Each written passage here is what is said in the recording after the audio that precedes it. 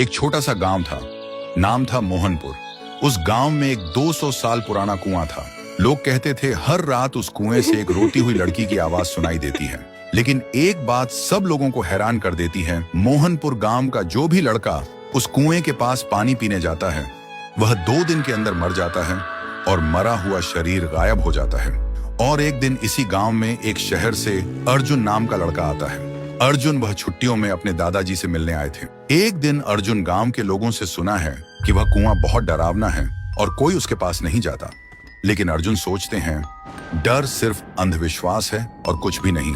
एक दिन धूप में जाते हुए अर्जुन को प्यास लगी और बिना किसी से पूछे वो सीधा उस कुएं से पानी पीने चला गया। तब अचानक से एक लड़की का चेहरा सामने आया। अर्जुन डरा हुआ था और तुरंत वहां से भागकर घर पर चला गया।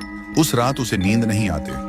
हर समय उसे लगता है कोई उसे देख रहा है और कोई बुला रहा है। अब उसे भी डर लगने लगा था।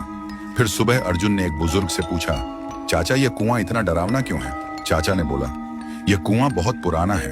यहाँ से आधी रात में एक लड़की की रोते हुए आवाज निकलती है और वह लड़की हमेशा लड़कों को ही अपना शिकार बनाता है। आज तक इसका राज कोई समझ नहीं पाया।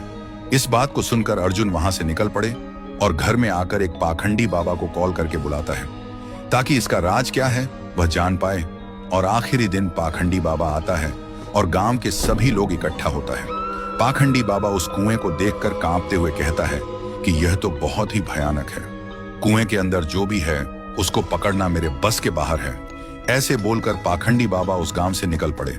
ऐसी स्थिति में गांव वाले का डर और भी बढ़ जाता है। अर्जुन के मन में सवाल उठते हैं कि उस दिन मैंने जो देखा क्या वह मेरा वहम था, और आज तांत्रिक ने क्या देखा जो डर के भाग गया।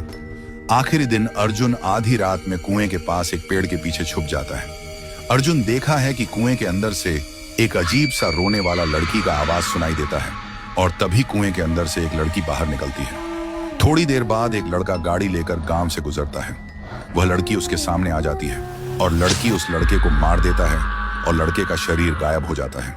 अर्जुन यह सब देखकर हैरान रह जाता है। उसके दिमाग में एक ही सवाल घूमता है कि यह लड़की कौन है जो लड़के को ही अपना शिकार बनाते हैं, लड़कियों को क्यों नहीं? तो दोस्तों, अगर आपको जानना है कि उसे कुएं में वह लड़की कौन था और वह सिर्फ लड़कों को ही क्यों अपना शिकार बनाती है, तो कमेंट करो, पार्ट 2 चाहिए।